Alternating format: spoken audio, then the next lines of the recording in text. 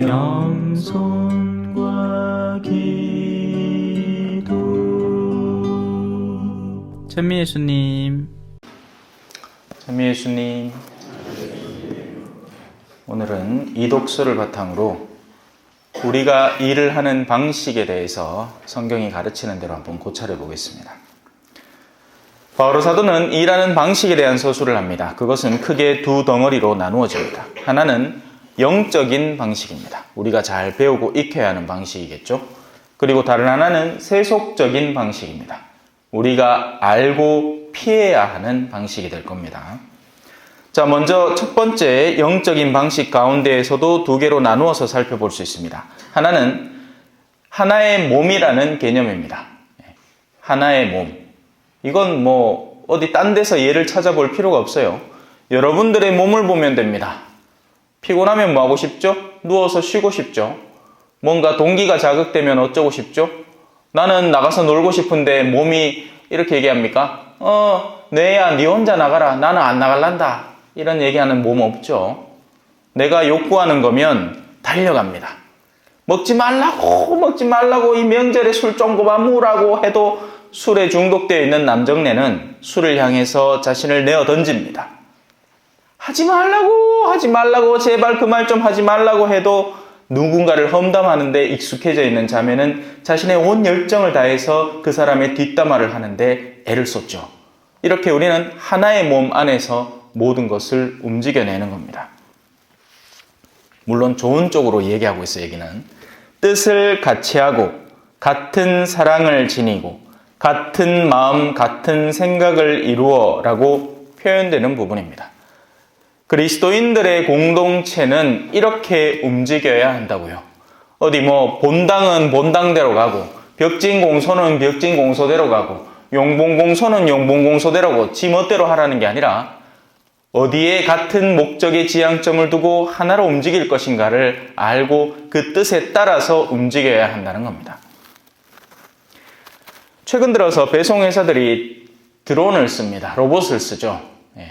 왜? 같은 프로그램 안에서 정돈을 하면 자기들끼리 알아서 같은 계획 안에서 나갔다가 멈췄다가 돌았다가 물건을 가져오고 지금 쿠팡이나 이런 데 지어지고 있는 어마어마한 물류 창고들 안에는 사람이 별로 없습니다.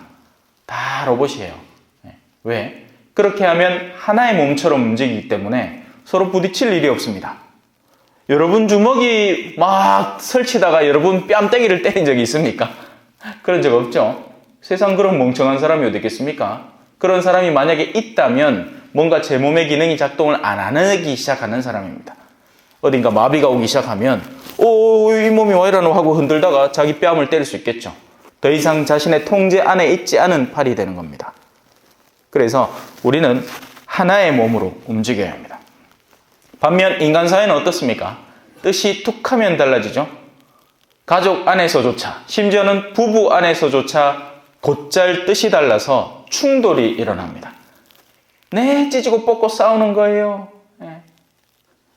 물론 명절에 모여서 서로 챙겨주고 보듬어주고 야야 필요한 건 없나 그런 아름다운 관계도 생기는가 하면 적지 않은 경우에는 충돌이 생기죠. 섭섭하고 그죠? 자식들이 뭐 안 해줬다고 섭섭하고 부모는 뭐 안 해준다고 섭섭하고 서로 섭섭하다 그죠? 그게 다 인간이기에 생겨나는 한 몸이 올바로 되지 못한 데에서 야기되는 결과물인 겁니다. 자, 하나의 몸이라는 개념을 이해했습니다. 그죠? 신앙 안에서 영적인 차원에서 일하는 이들은 한 몸으로 움직입니다. 성경의 대부분의 의인들에 대한 묘사들 가운데에서 굉장히 인상적인 부분은 의인들은 하느님께서 명하시는 것을 그대로 수행합니다. 탈출기에서도 모세는 주님께서 명하신 그대로 하였다. 또 다른 데에서도 누구는 예수님께서 명하신 그대로 하였다. 이렇게 묘사가 됩니다. 같은 뜻과 같은 몸으로 움직이는 개념이에요. 자, 이제 두 번째 방식으로 넘어가 봅시다. 영적인 방식의 두 번째는 사실은 이게 더 앞에 서술되고는 있지만 뒤로 뺀 건 하나의 몸보다 더 중요한 개념으로 우리가 더 깊이 살펴봐야 되기 때문입니다. 그리스도와 성령의 도움이라는 영역입니다. 아무리 우리가 인간적으로 일치를 하려고 해도 인간에게는 누구나 결함이 있습니다. 결함이 없는 인간은 단 한 명도 없어요. 어마어마하게 착해 보이는 누구라도 그 착함 자체를 결함으로 갖고 있기도 합니다. 어떤 때는 강단 있게 무언가를 해야 하는데 그거에 대해서 자기의 마음을 못 쓰는 거예요. 그래서 보통 아버지는 결정을 하고 문제 해결을 하려고 하고 어머니는 어떻게든 두둔하려고만 하죠. 이 두 개가 균형을 잘 맞춰서 나가야 하는데 이 둘 다가 결함이 되는 경우가 있습니다. 우리 가운데에는 그렇게 완벽한 사람이라고는 단 한 명도 없습니다. 그래서 위로부터의 도움이 절실합니다. 아이들이 자기끼리 법 만들어라, 뭘 조직해라, 하고 싶은 걸 만들어내라 하고 집안에서 엄마가 명령을 내리면 아마 개판일 겁니다. 식단을 짜보라.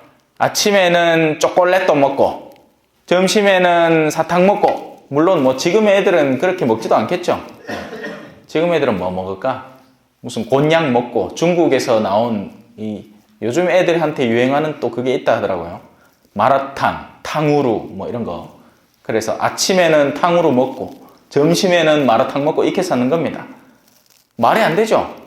왜? 그 아이들은 건강한 식단에 대한 개념, 몸을 보살핀다는 개념이 없는 겁니다.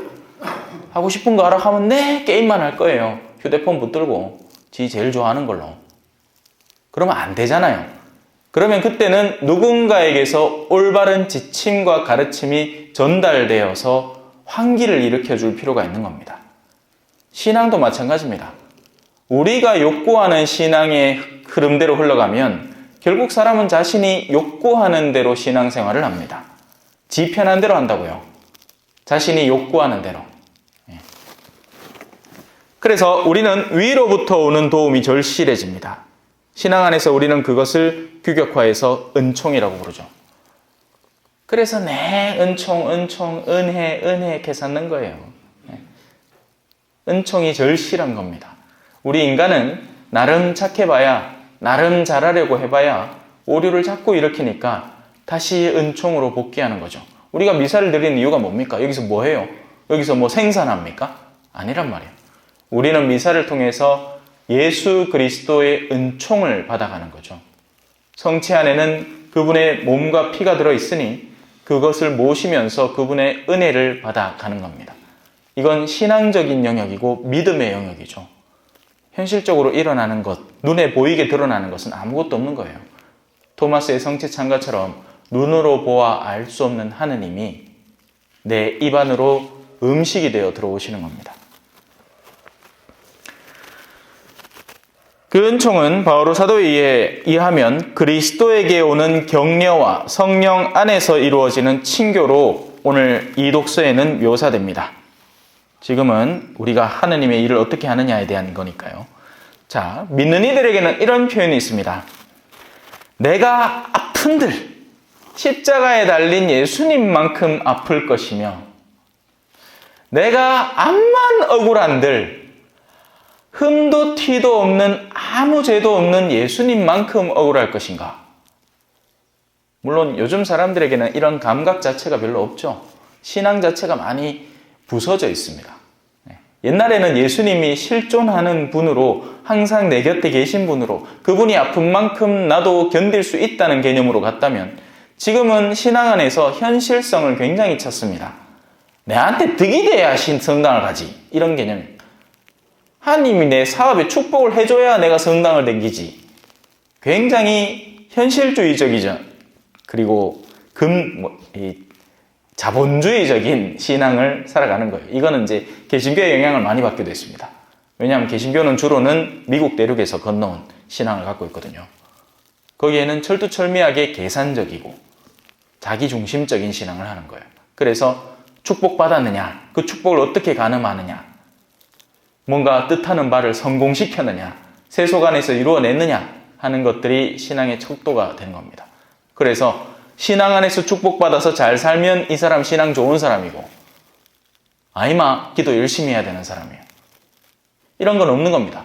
하느님께 철두철미하게 매달렸더니 당신께서 우리에게 당신의 짐을 나누어 주셔서 나의 일상의 생활의 영역에서 고통이 더 늘어났다. 이게 말이 되는 거라고 생각합니까? 세속 안에서는 말이 안 되지만 신앙 안에서는 말이 되어야 하거늘 오늘날의 신앙적 현실 속에서는 다시 말이 안 되는 일이 되고 있습니다. 우리는 어쩌면 신앙의 본연적인 향기를 많이 상실했어요. 무엇 때문에 신앙생활을 하는가를 모르고 있다는 거죠. 그래서 아까 얘기한 것처럼 내가 아픈들 예수님만큼 아플 것이며 내가 억울한들 예수님만큼 억울할 것인가. 이것이 우리가 그리스도 안에서 받게 되는 격려라는 겁니다. 왜 그렇잖아요. 내가 제일 고생하는 줄 알았는데 알고 보면 자가 더 힘들게 버티고 있어.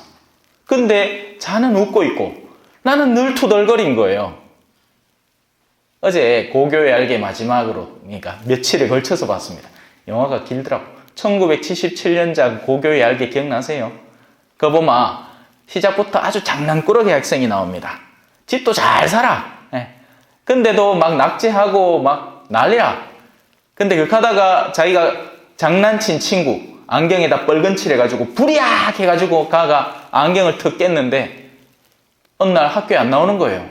그래서 가서 보니까 그 깨진 안경을 갖고 자기는 달동네 이 옥상방, 옥탑방에 사는 아인데 누나하고 둘이 사는 거예요. 그래가 열심히 자기는 그래도 또 일을 해갖고 돈을 벌어갖고 삶에 보탠다고 나서다가 이 깨진 안경, 눈이 흐릿하게 안 보이 사고를 턱 당해서 다리를 부러뜨는 거예요. 그래 그 친구가 가서 보고는 너무 마음 아파하는 겁니다. 그리고 나서는 마음의 회개를 이루죠.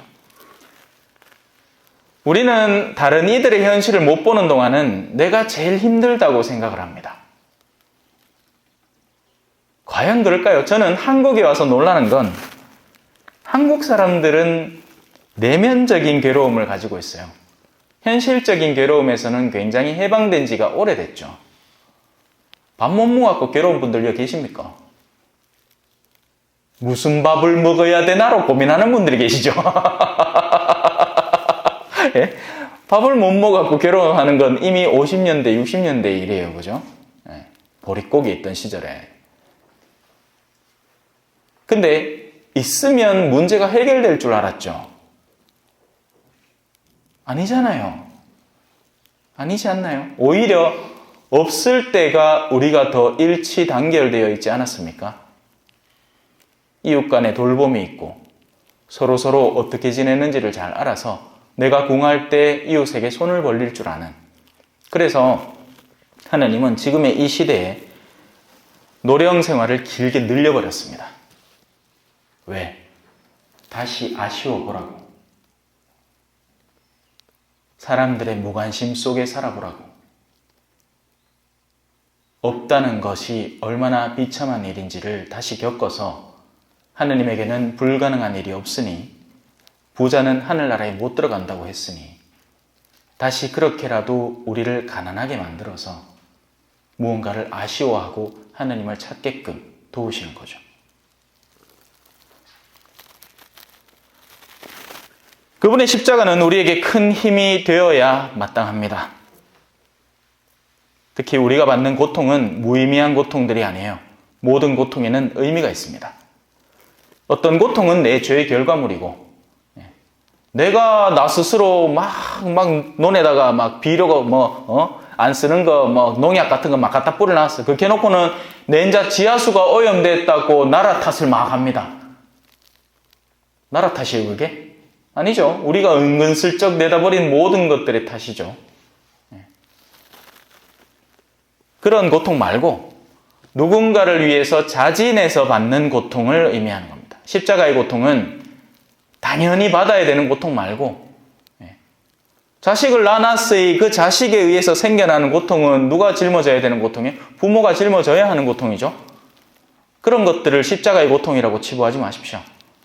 십자가의 고통은 전혀 나와 상관없지만 그들을 위해서 혼신의 힘을 다하고 그들을 빛으로 인도하려고 애를 쓰는 사람이 겪는 고통을 십자가의 고통이라고 하는 겁니다. 넘어갑시다.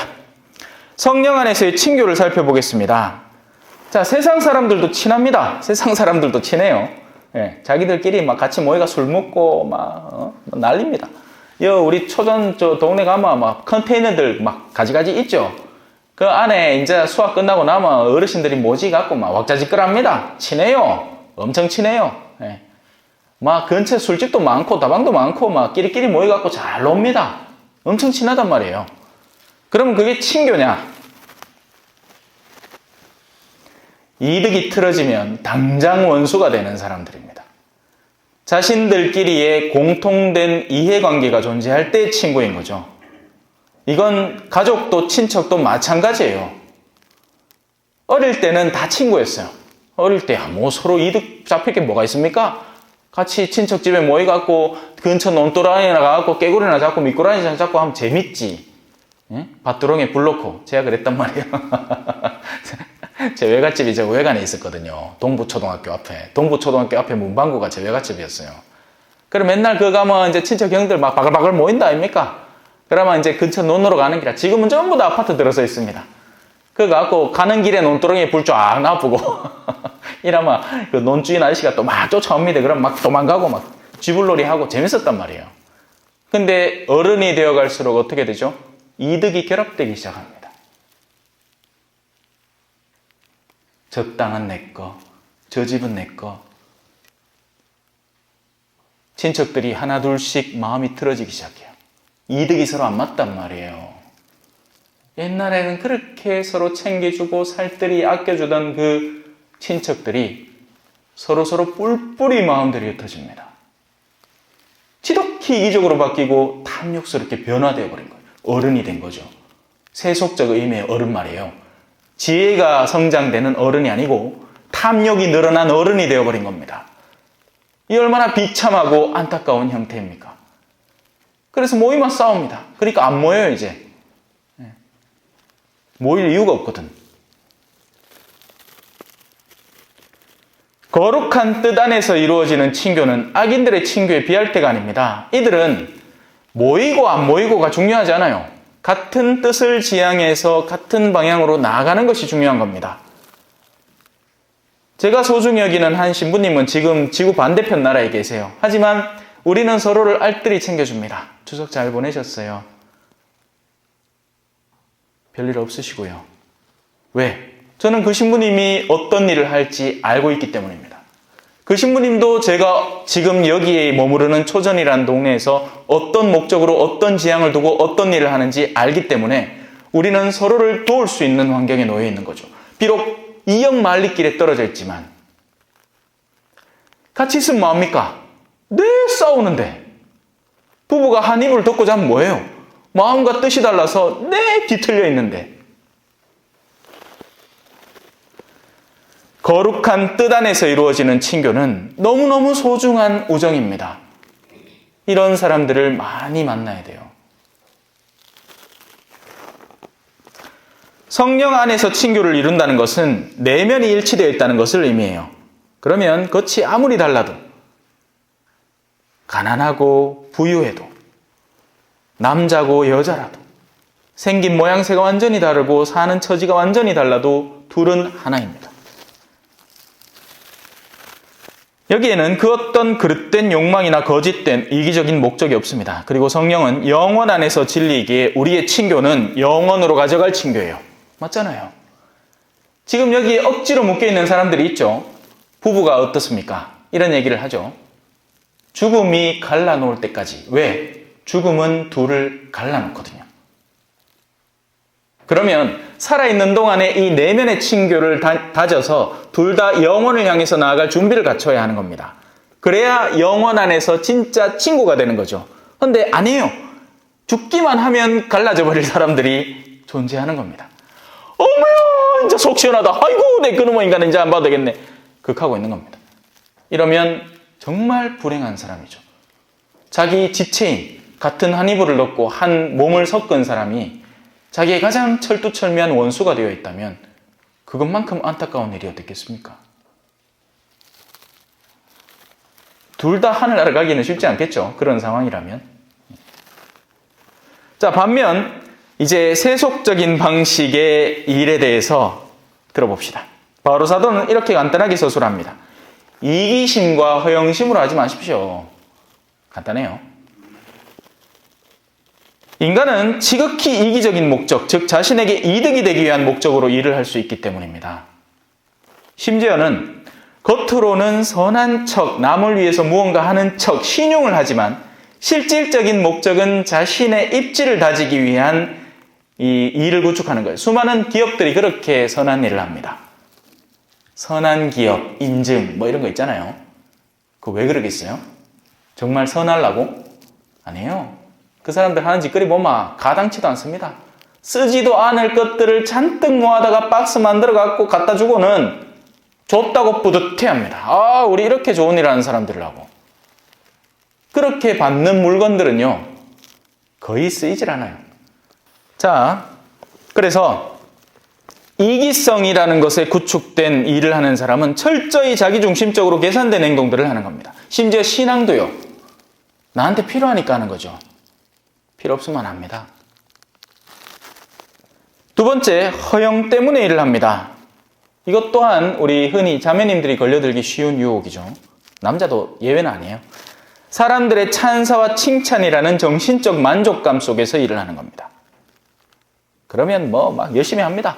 왜? 그때마다 아이고 잘한다. 아이고 어떻게 그래 하노. 아이고 니 참 열심히 하네. 누군가가 칭찬을 던져주니 그게 맛깔스럽고 좋은 겁니다.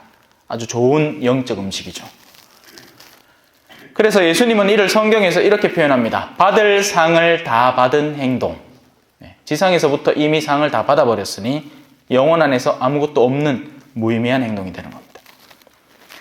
정말 많은 것을 이루어내면서도 자신이 한 것은 하느님 앞에 아무것도 아니라고 생각하는 이가 있는가 하면 자신이 한 최소한의 것을 엄청 뻥튀기해서 내야말로 지금 이 지상에서 가장 고통받는 사람이고 내 남편이야말로 가장 힘든 부류의 남자 중에 하나고 내가 겪고 있는 일이야말로 이 세상에서 가장 더할 나위 없이 힘든 일 중에 하나. 그런 광고하는 사람들 있죠. 네.